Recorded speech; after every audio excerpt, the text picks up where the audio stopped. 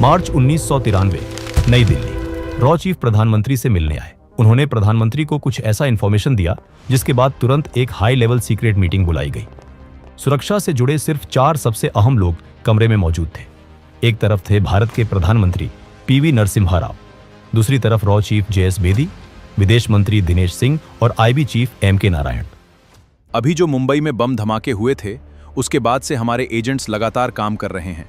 हमें पक्की इंटेल मिली है कि धमाकों के लिए जिम्मेदार मेमन फैमिली अभी दुबई में है। और सबसे बड़ी बात, बहुत जल्द आईएसआई के सपोर्ट से वो हमेशा के लिए पाकिस्तान चली जाएगी। फिर तो दाऊद की तरह हम उन्हें भी वापस कभी नहीं ढूंढ पाएंगे। दुबई सरकार से डिप्लोमेटिक बात करने में काफी महीने लग जाएंगे। तब तक तो आईएसआई उन्हें वहां से आसानी से निकाल कर ले जाएगी। इस बात पर कमरे में एक खामोशी छा गई। ऐसे में आईबी चीफ ने वो बात कही जिसने इस मीटिंग का रुख बदल दिया। डिप्लोमेसी में समय बर्बाद नहीं कर सकते। हमें तुरंत एक सीक्रेट कोवर्ट ऑपरेशन लॉन्च करना होगा, वरना ये आतंकी हमेशा के लिए बच जाएंगे। मीटिंग के कमरे में मौजूद हर एक इंसान को अच्छे से पता था कि मामला बहुत ही ज्यादा नाजुक है। कई घंटों तक अलग अलग रास्ते खोजे गए, दिमाग लड़ाए गए, लेकिन मेमन फैमिली को दुबई से वापस लाने का कोई भी सीधा या आसान रास्ता नजर नहीं आ रहा था। अंत में रॉ चीफ ने प्रधानमंत्री को पूरे आत्मविश्वास के साथ भरोसा दिलाया कि हिंदुस्तान अपने बेगुनाह लोगों के खून का बदला जरूर लेगा। और यहीं से शुरुआत होती है रॉ के उस ऑपरेशन की जिसने पाकिस्तान की खुफिया एजेंसी आईएसआई की रातों की नींद उड़ा दी थी। 12 मार्च 1993, बॉम्बे स्टॉक एक्सचेंज। सड़कों पर रोज की तरह भारी भीड़ थी। लोग अपने दफ्तरों की तरफ भाग रहे थे। लेकिन तभी एक ऐसा धमाका हुआ जिसने पूरे देश को हिलाकर रख दिया। पहले धमाके के बाद किसी को कुछ समझ नहीं आया। लोगों को लगा कि शायद कोई गैस सिलेंडर फटा है, लेकिन अगले 2 घंटे और 10 मिनट के अंदर पूरी बंबई में एक के बाद एक 12 भयंकर धमाके हुए। एयर इंडिया बिल्डिंग, जावेरी बाजार, सेंचुरी बाजार और पासपोर्ट ऑफिस जैसी जगहों को निशाना बनाया गया। इन धमाकों में 257 बेगुनाह लोग मारे गए। 900 से ज्यादा लोग बुरी तरह घायल हुए। करोड़ों की प्रॉपर्टी पल भर में राख बन गई। देश की इंटेलिजेंस एजेंसियां और पुलिस सब सदमे में थे। कोई नहीं जानता था कि यह हमला किसने किया और क्यों किया। लेकिन इस खौफनाक दिन की कहानी कुछ महीने पहले ही लिखी जा चुकी थी। दिसंबर 1992 का महीना था। अयोध्या में बाबरी ढांचा गिराए जाने के बाद पूरे देश में दंगे भड़क चुके थे। ये दंगे बंबई तक पहुंच गए। दिसंबर 1992 से लेकर जनवरी 1993 तक बंबई जल रही थी। इन दंगों में करीब 1000 लोगों की जान गई। लोगों के घर, दुकानें और दफ्तर जला दिए गए। इन्हीं दंगों की आग में एक स्मगलर का सब कुछ जल गया था। उसका नाम था टाइगर मेमन। टाइगर मेमन के अंदर बदले की आग सुलग रही थी। पाकिस्तान की खुफिया एजेंसी आईएसआई हमेशा से भारत में ऐसा ही कोई मौका ढूंढती रहती थी। जैसे ही उन्हें बंबई के दंगों के बारे में पता चला, उन्होंने अपना खेल शुरू कर दिया। दुबई में एक बहुत बड़ी और गुप्त मीटिंग बुलाई गई। दुबई के एक आलीशान होटल के बंद कमरे में ये मीटिंग हो रही थी। आईएसआई ने अपने सबसे खास लोगों को वहां भेजा था। इसमें तौकीर जलियावाला और सैयद नाम के 2 बड़े सरगना शामिल थे। ये दोनों आईएसआई के मोहरे थे, जिनका काम था भारत के स्मगलरों के साथ मिलकर एक खतरनाक नेटवर्क तैयार करना। कमरे का दरवाजा खुला और अंदर आया दाऊद इब्राहिम। दाऊद के साथ मोहम्मद दोसा, ताहिर मर्चेंट और टाइगर मेमन भी थे। आईएसआई के अफसर ने मेज पर हाथ रखते हुए कहा, बंबई में जो खून बहा है उसका बदला लिया जाएगा। हमें बस तुम लोगों का नेटवर्क और रास्ते चाहिए। हथियार हम देंगे। दाऊद इब्राहिम ने टाइगर मेमन की तरफ देखा। टाइगर की आंखों में गुस्सा था।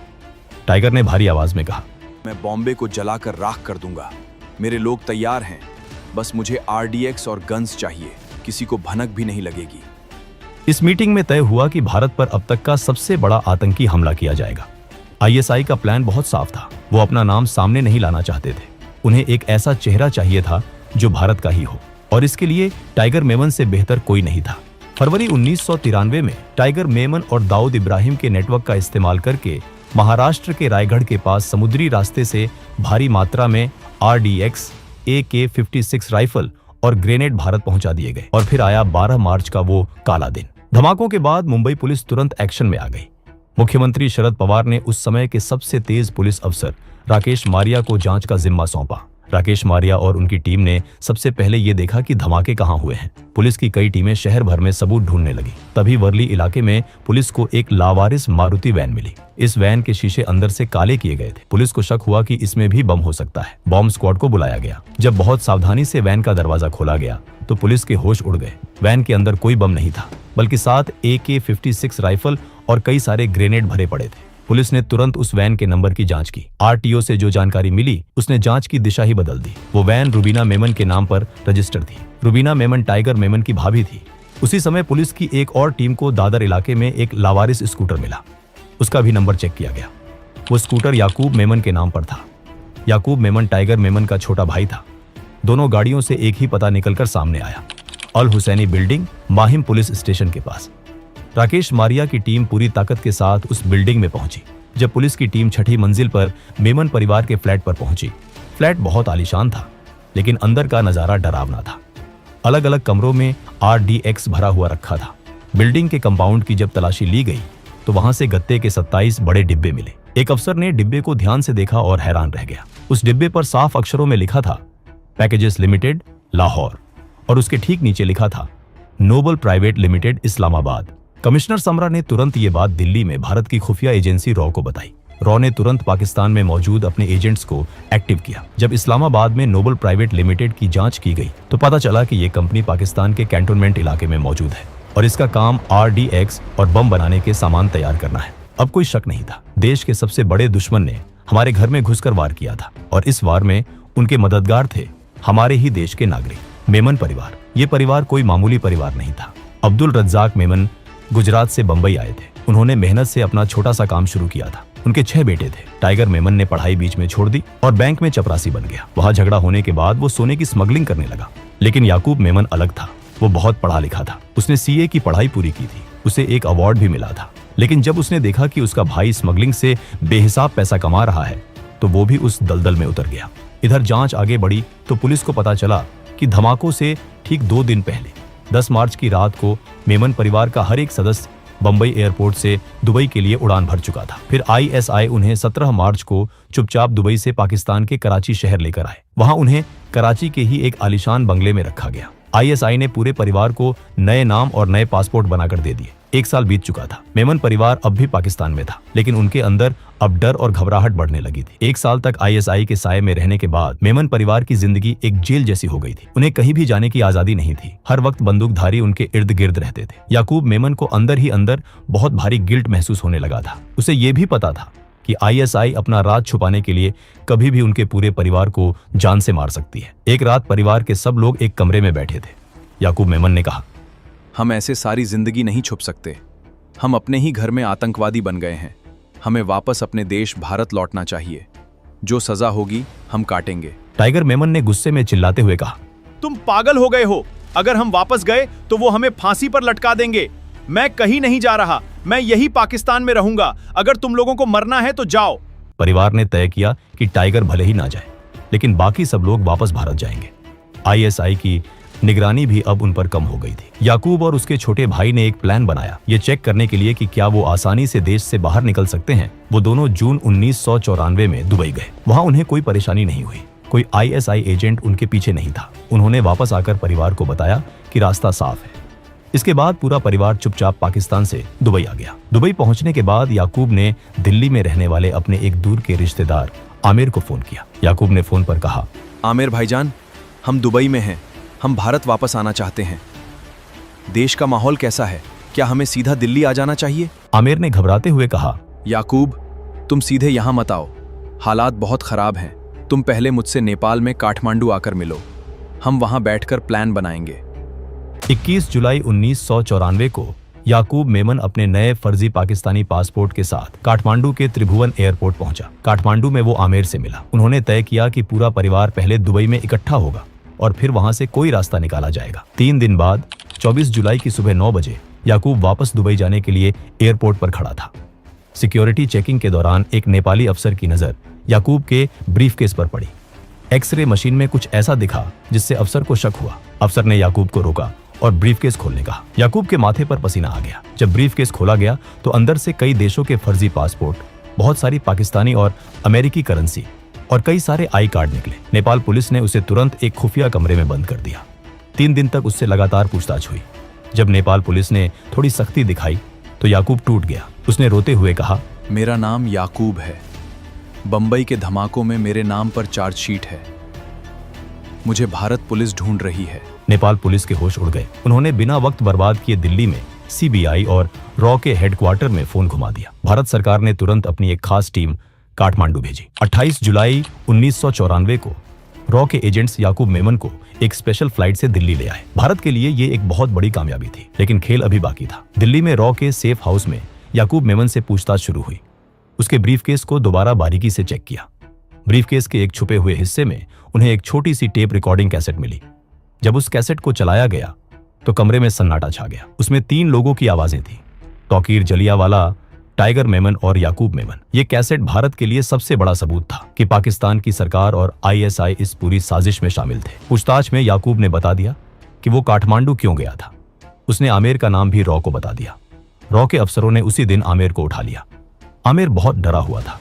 रॉ चीफ ने आमिर के कंधे पर हाथ रखते हुए कहा, देखो आमिर, हम याकूब को तो नहीं छोड़ सकते, लेकिन तुम दुबई जाओ और मेमन परिवार को समझाकर वापस लाओ। हम तुम्हें गारंटी देते हैं कि तुम्हारी पूरी सुरक्षा की जाएगी। आमिर के पास कोई दूसरा रास्ता नहीं था। वो मान गया। अगले ही दिन आमिर दुबई पहुंच गया।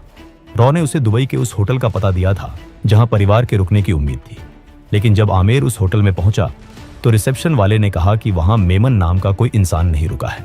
इधर पाकिस्तान में आईएसआई को भनक लग गई थी कि याकूब मेमन काठमांडू से गायब हो गया है। उन्हें शक हो गया कि याकूब भारत पहुंच चुका है। आईएसआई ने अपने सभी एजेंट्स को हाई अलर्ट पर डाल दिया। आमिर जब दुबई की सड़कों पर घूम रहा था तो उसे महसूस हुआ कि कुछ लोग उसका पीछा कर रहे हैं। वो जिस भी टैक्सी में बैठता, पीछे एक काली गाड़ी हमेशा नजर आती। आमिर ने घबराकर रॉ के अफसर को फोन किया। सर, आईएसआई मेरे पीछे लग गई है। मुझे डर लग रहा है, वो मुझे मार देंगे। घबराओ मत, दुबई में हमारा एक बहुत पुराना आदमी है। उसका नाम शफीक है। वो 22 साल से दुबई में टैक्सी चला रहा है। वो अब से तुम्हारे साथ रहेगा, सिर्फ उसकी गाड़ी में बैठना। शफीक कोई आम ड्राइवर नहीं था। वो रॉ का सबसे तेज और भरोसेमंद एजेंट था। 21 अगस्त 1994 की शाम आमिर बहुत थका हुआ और निराश था। उसे दुबई का खाना पसंद नहीं आ रहा था। वो असली कबाब खाने के लिए दिल्ली दरबार नाम के एक बहुत मशहूर रेस्टोरेंट में गया। वो वहां बैठा खाना खा रहा था कि तभी उसकी नजर दरवाजे पर पड़ी। 2 नौजवान लड़के एक पार्सल लेने अंदर आए। वो सुलेमान और ईसा मेमन थे, याकूब के छोटे भाई। दोनों भाई भी उसे देखकर हैरान रह गए। उन्होंने बताया कि याकूब की बीवी राहिन प्रेग्नेंट थी और उसने हाल ही में एक बच्ची को जन्म दिया है, इसलिए वो लोग अस्पताल के पास एक छोटे से होटल क्लेज में शिफ्ट हो गए थे। आमिर उसी रात उनके होटल पहुंच गया। क्लेज होटल के एक छोटे से कमरे में पूरा मेमन परिवार डरा हुआ बैठा था। आमिर ने उन्हें बताया कि याकूब अब भारत की कस्टडी में है और रॉ ने वादा किया है कि अगर वो खुद सरेंडर करेंगे तो उनकी जान बख्श दी जाएगी। और सब तैयार हो गए कि वो भारत वापस लौटेंगे। रॉ के चीफ ने दुबई में मौजूद भारतीय आईएफएस अफसर प्रभु दयाल को फोन किया और कहा, प्रभु, तुम्हें उन पासपोर्ट्स पर तुरंत वीसा लगाना है। ये नेशनल सिक्योरिटी का मामला है। इसके बाद प्रभु दयाल ने आमिर को इंडियन एम्बेसी बुलाया। जब आमिर शफीक के साथ एम्बेसी से पासपोर्ट पर वीसा लगवाकर निकल रहा था तो शफीक ने रियर व्यू मिरर में देखा कि आईएसआई की 3 गाड़ियां उनके पीछे लगी हैं। शफीक ने अपना दिमाग दौड़ाया। उसने आमिर से कहा, सामने एक बड़ा शॉपिंग मॉल है। मैं गाड़ी मेन गेट पर रोकूंगा, तुम तेजी से अंदर जाना और सीधा भागते हुए पिछले गेट से बाहर निकलना। मैं गाड़ी घुमाकर तुम्हें वहीं मिलूंगा। मॉल आते ही शफीक ने गाड़ी रोकी। आमिर तेजी से अंदर भागा। आईएसआई को लगा आमिर छुपने गया है। वो अपनी गाड़ियां वहीं छोड़कर आमिर के पीछे मॉल के अंदर भाग गए, लेकिन आमिर बिना रुके पिछले दरवाजे से बाहर निकला जहां शफीक पहले से इंजन स्टार्ट किए खड़ा था। वो लोग वहां से गायब हो गए और आईएसआई के एजेंट्स मॉल में ही भटकते रह गए। इसके बाद आईएसआई दुबई के इमिग्रेशन अफसरों के साथ मिलकर एयरपोर्ट पर जाल बिछा चुकी थी। जैसे ही मेमन परिवार वहां पहुंचता, उन्हें गिरफ्तार करके सीधा पाकिस्तान भेज दिया जाता। रॉ को जब ये पता चला तो उन्होंने एक मास्टरमाइंड प्लान सोचा। दिल्ली से रॉ चीफ ने आमिर को कॉल करके कहा, दुबई एयरपोर्ट मत जाना, हमने शारजाह एयरपोर्ट से नई फ्लाइट बुक की है, वहां से निकलेंगे। शारजाह दुबई से 26 किलोमीटर दूर था। भारत सरकार ने सीधा प्रभु दयाल को ऑर्डर दिया। प्रभु दयाल अपनी ऑफिशियल मर्सिडीज कार में, जिस पर भारत का झंडा लहरा रहा था, पूरी सिक्योरिटी के साथ होटल पहुंच गए। प्रभु दयाल अपने साथ एक मिनी बस लाए थे। पूरे परिवार को उस बस में भरा गया और 26 किलोमीटर दूर शारजाह एयरपोर्ट पहुंचाया गया। 25 अगस्त 1994 पूरा मेमन परिवार दिल्ली एयरपोर्ट पर उतरा। वहां रॉ और सीबीआई के अफसर उनका इंतजार कर रहे थे। दुबई में आईएसआई के एजेंट्स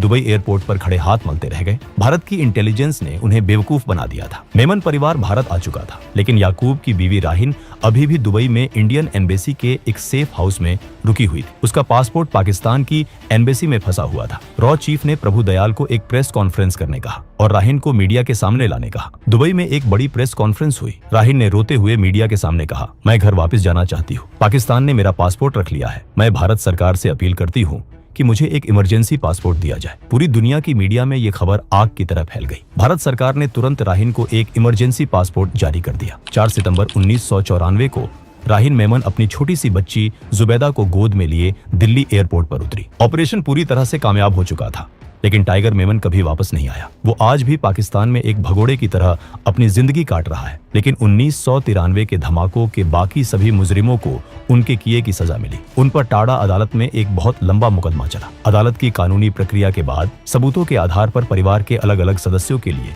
अलग अलग फैसले सुनाए गए। याकूब को धमाकों की साजिश रचने, हथियारों का इंतजाम करने और पूरे हमले को फाइनेंस करने का मुख्य दोषी पाया गया। 30 जुलाई 2015 को नागपुर सेंट्रल जेल में उसे फांसी दे दी गई। कुछ सदस्यों को साजिश का हिस्सा होने के लिए उम्र कैद की सजा सुनाई गई। कुछ सदस्यों को सबूतों के आधार पर बरी कर दिया गया। भारत ने न सिर्फ अपने मुजरिमों को पकड़ा था, बल्कि पाकिस्तान और ISI का वो घमंड भी तोड़ दिया था कि वो भारत का कुछ नहीं बिगाड़ सकते। दोस्तों, अगर वीडियो पसंद आया तो इसे एक लाइक जरूर करें, शेयर करें और चैनल को सब्सक्राइब करें, ताकि हम ऐसी वीडियोस आप तक लाते रहें। तब तक के लिए जय हिंद, जय भारत।